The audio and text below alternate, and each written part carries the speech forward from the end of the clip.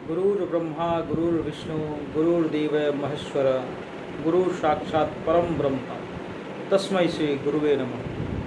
नमस्कार साथियों, मैं आनंद राय। आज हम बात करेंगे आज के दिन की महत्ता के विषय में। शायद कईयों को नहीं पता होगा, क्योंकि आज के दिन की महत्ता हमारे आज के स्कूलों में या कहें कि आज के रहन सहन में इसका जिक्र होना लगभग धीरे धीरे बंद होने लगा है। आज गुरु पूर्णिमा का उत्सव है।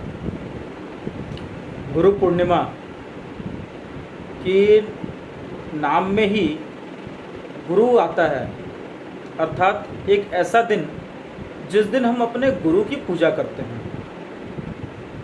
वर्ष में एक दिन ऐसा आता है जिस दिन हम जिस गुरु से पूरे वर्ष कुछ ग्रहण करते हैं, कुछ सीखते हैं, उनका मार्गदर्शन पाते हैं, उनके चरणों में अपना समर्पण करना आज ही के दिन एक गुरु पूर्णिमा के नाम से हम जानते हैं। आषाढ़ माह की पूर्णिमा वो गुरु पूर्णिमा के कहते हैं। आज ही के दिन कई जगह इसे व्यास पूर्णिमा भी कहा जाता है। महर्षि वेद व्यास का नाम हम सबने सुना है।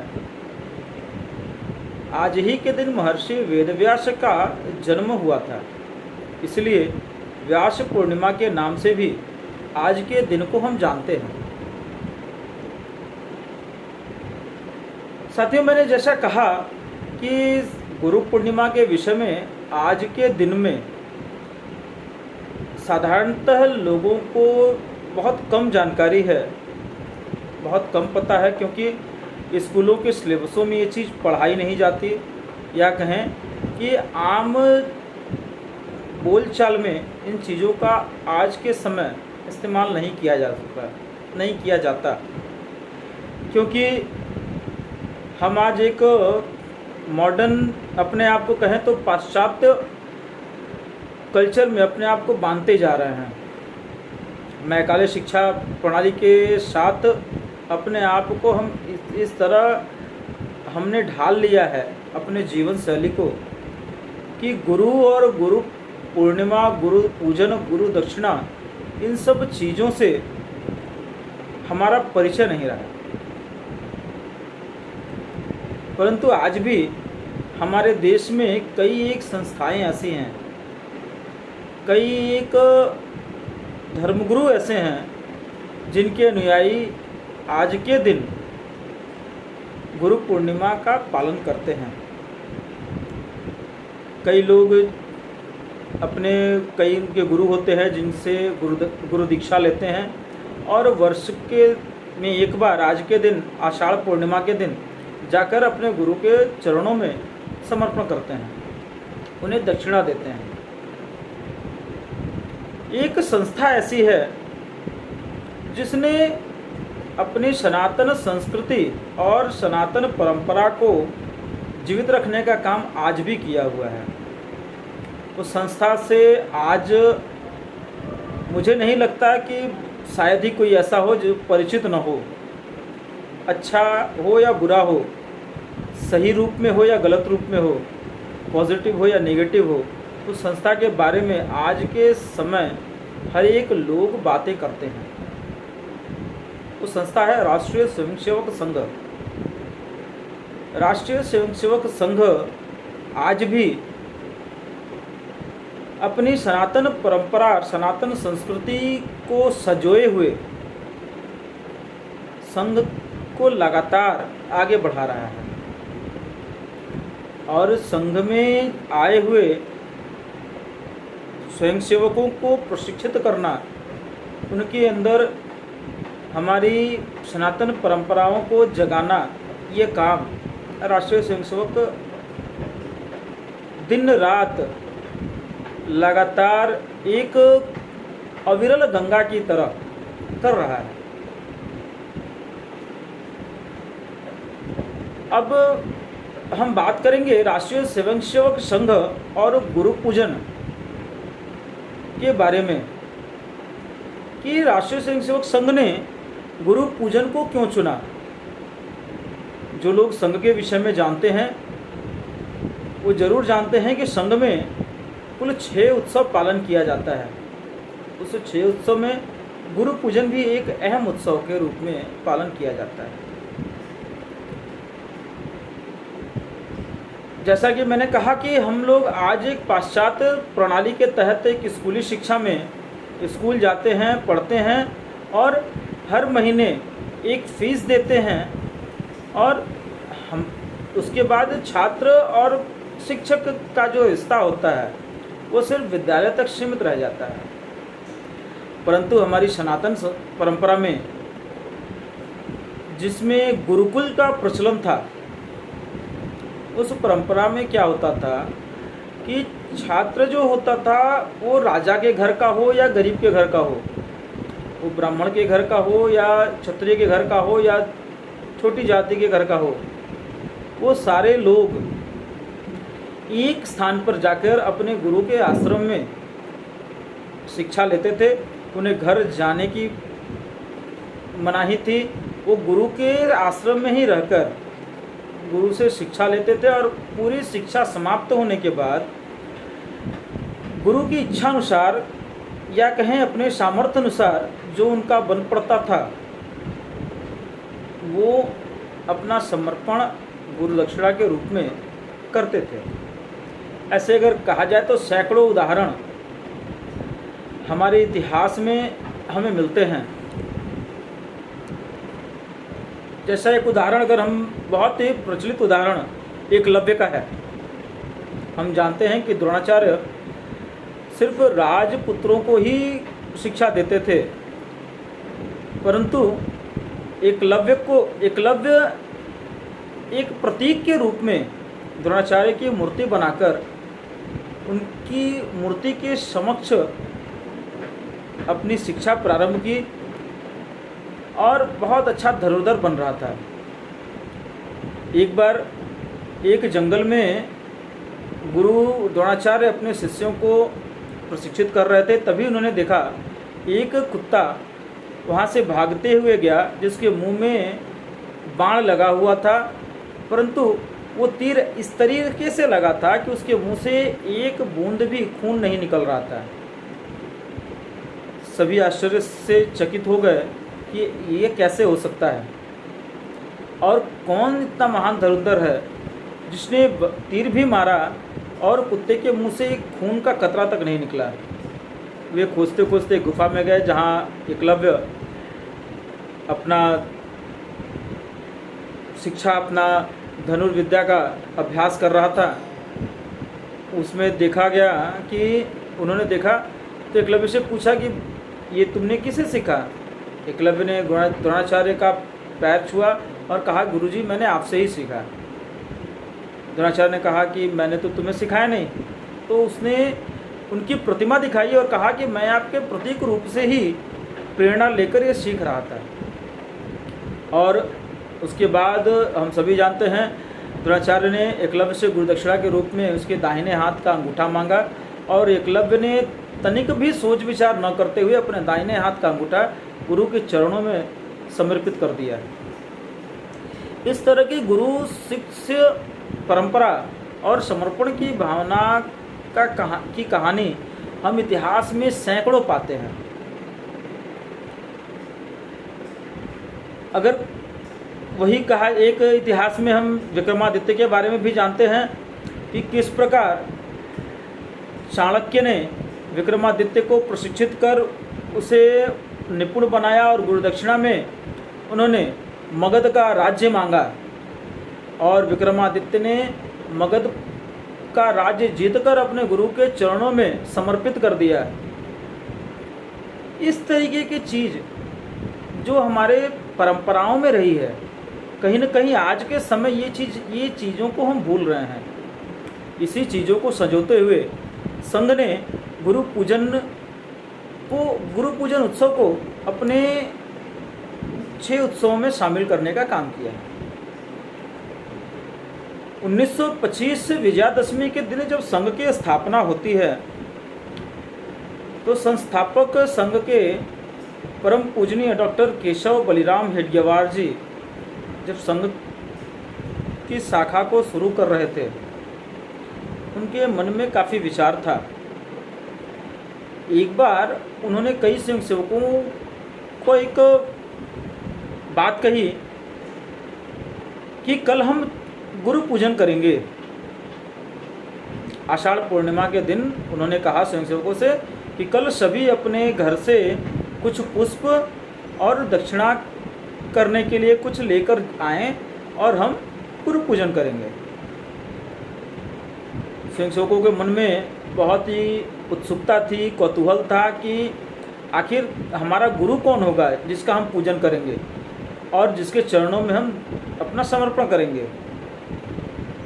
कई के मन में था कि डॉक्टर जी ने ही संघ की स्थापना की तो डॉक्टर जी हमारे गुरु होंगे, उनसे बेहतर और गुरु हो कौन सकता है।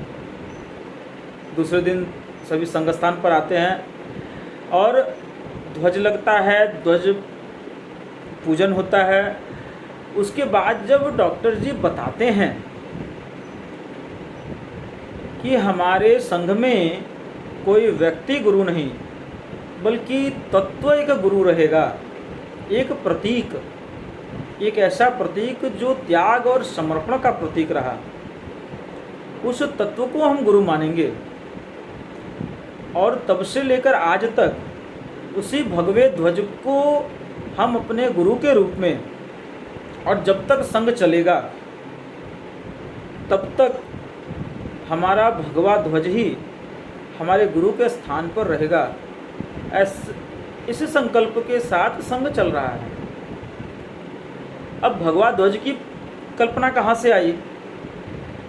ये हमारे वेदों, पुराणों, हमारे पौराणिक कथाओं में जितने भी ऐसे राजा हुए जिन्होंने धर्म की स्थापना के लिए, धर्म की रक्षा के लिए लड़ाई लड़ी हो या धर्म की स्थापना के लिए आगे बढ़े हों, उन सभी ने एक तत्व, एक प्रतीक को सामने रखकर अपने काम को किया।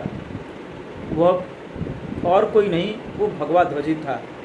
यज्ञ की शिखा जिस तरीके से उठती है, यज्ञ की लपटें आती हैं, 2 शिखाएं, और यज्ञ की आहुति देने के बाद जो अग्नि का जो स्वरूप होता है, उस स्वरूप से ही बना यह भगवा ध्वज संघ में गुरु के स्थान पर रखा गया। डॉक्टर जी का मानना था कि कोई भी व्यक्ति परिपूर्ण नहीं हो सकता और कोई भी व्यक्ति अजर अमर नहीं हो सकता, क्योंकि व्यक्ति के अंदर विकार होते हैं, कुछ दोष होते हैं, कुछ गुण होते हैं, और व्यक्ति मरणशील होता है। हम सभी जानते हैं कि जो इस पृथ्वी पर आया है उसे जाना ही होगा, चाहे वो भगवान ही क्यों ना अवतार लेके आए हों इंसान के रूप में, उन्हें भी इस लोक को छोड़कर जाना पड़ा।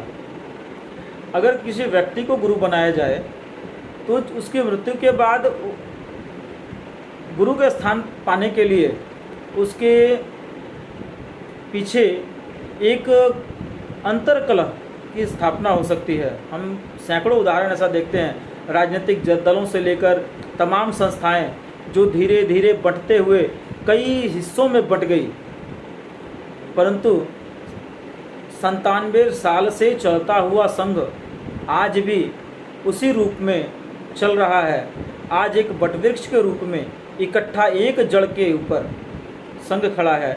उसका सिर्फ एक कारण है कि हमने अपने गुरु के स्थान पर एक तत्व, एक प्रतीक भगवा ध्वज को रखा, और उस भगवा ध्वज की प्रेरणा से ही हम अपने मातृभूमि की आराधना के लिए हमेशा अपना सर्वस्व अर्पण करने के लिए तैयार रहते हैं। जैसा कि हम अपने संघ की प्रार्थना में कहते हैं, परम वैभवम ने तुम्हें तस्वराष्ट्रम, अर्थात हम अपनी राष्ट्र को, अपनी भारत माता को पुनः परम वैभवशाली बनाने के लिए हम अपना सब कुछ अर्पण करेंगे। साथियों, आज के इस अवसर पर हम सभी जानते हैं कि अपने गुरु को हम उनका पूजन करते हैं, समर्पण करते हैं। संघ में जब ये चीज़ चालू हुई और तब से लेकर आज तक हम सभी जानते हैं कि संघ कहीं भी बाहर से अपने कार्यक्रमों के लिए या संघ की संचालन के लिए कभी किसी व्यक्ति से बाहर से चंदा या अर्थ उपार्जन नहीं करता। पूरे वर्ष में एक दिन गुरु पूजन के दिन जो हमारे स्वयंसेवक अपनी श्रद्धा अनुसार, अपने सामर्थ्य अनुसार जो समर्पण करते हैं, उसी समर्पण से संघ अपने पूरे वर्ष का कामकाज करता है। क्योंकि आज संघ एक बहुत बड़े विराट रूप में है। हाँ, बहुत सारी सेवा आयाम ऐसी संघ की चलती हैं जो विविध नामों से या विविध क्षेत्रों में चल रही हैं। वो सेवा कार्य करने के लिए कई लोग सामने आते हैं, वो मदद करते हैं और सेवा कार्य चलती है। परंतु संघ को चलाने के लिए कहीं भी बाहर से किसी प्रकार का कोई अर्थ नहीं लिया जाता है। एक बार की बात है, एक गांव में एक नई शाखा लगी। अभी शाखा को 4-5 महीने ही हुए थे। सभी स्वयंसेवकों में उत्साह था, आनंद था और बढ़ चढ़कर वो शाखा का काम कर रहे थे, विस्तार कर रहे थे। तब तक गुरु पूजन का कार्यक्रम आ गया। गुरु पूजन के कार्यक्रम में उस गांव में एक आचार्य रहते थे, एक पंडित जी रहते थे। उनके पास उस शाखा के मुख्य शिक्षक कार्यवाह गए। उन्होंने उन्हें विशेष अतिथि के रूप में आमंत्रण किया। कहा कि आप आइए, कल गुरु पूजन है, हम लोग गुरु पूजन करेंगे।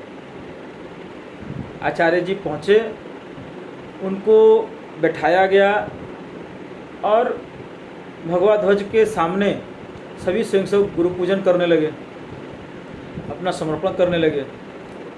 आचार्य जी को भी पूजन करने को कहा गया, वो भी पुष्प चढ़ाकर बेचारे पूजन तो किए, परंतु वो असमंजस में हो गए। क्योंकि उनके सामने वो कल्पना ही नहीं थी कि किसी तत्व का भी पूजा किया जा सकता है। क्योंकि उन्होंने ये सोचा कि पूरे गांव में जब मैं ही एक आचार्य, मैं ही एक साधु हूँ, तो ये इन लोगों ने जब मुझे बुलाया है तो शायद ये मेरी पूजा करेंगे। परंतु जब उन्हें पता चला कि संघ एक तत्व रूप में एक ध्वज, भगवा ध्वज की पूजा करता है, उसे अपने गुरु स्थान पर रखता है और भगवा जो त्याग और समर्पण का प्रतीक है, उसे अपना गुरु संघ मानता है, तो आचार्य जी को बहुत ही आश्चर्य हुआ और आगे चलकर वे भी संघ कार्य में काफ़ी बढ़-चढ़ कर हिस्सा लेने लगे। मित्रों, आज के इस पावन अवसर पर हम सभी स्वयंसेवकों का एक कर्तव्य बनता है, अपने गुरु के समक्ष जाकर हम पूजन करें, अपने सामर्थ्य अनुसार हम गुरु के चरणों में अपना समर्पण दें। क्योंकि एक स्वयंसेवक होने के नाते अगर पूरे वर्ष में एक दिन हमें ये मौका मिलता है, हम पूरे वर्ष गुरु को अपने समक्ष रखकर, उस तत्व को अपने सामने रखकर उनसे शिक्षा ग्रहण करते हैं, तो हमारा भी कर्तव्य बनता है कि वर्ष में एक दिन अपने गुरु के चरणों में हम अपना समर्पण करें। साथियों, मुझे पता है कि बहुत सारे लोग जिनके पास ये वीडियो जाएगी, वो सभी लोग शायद राष्ट्रीय स्वयंसेवक संघ से जुड़े ना हो, परंतु कहीं न कहीं राष्ट्रीयता की भावना उनके अंदर भी होगी, अपने धर्म, अपने सनातन संस्कृति के प्रति आस्था उनके अंदर भी होगी। तो आप अगर किसी को गुरु मानते हो, अगर नहीं भी मानते हो, तो आपके माता पिता ही, कहा जाता है कि बच्चे के पहले गुरु, एक इंसान के पहले गुरु उसके माता पिता होते हैं। तो अपने माता पिता के चरणों में ही अपना समर्पण करें, उनका पूजन करें। इसी के साथ आपसे विदा लूँगा। वीडियो को ज़्यादा से ज़्यादा शेयर करें और कुछ सुझाव देना हो तो कमेंट बॉक्स में ज़रूर दें। इसी के साथ आपसे विदा लूँगा। नमस्कार, जय हिंद, वंदे मातरम।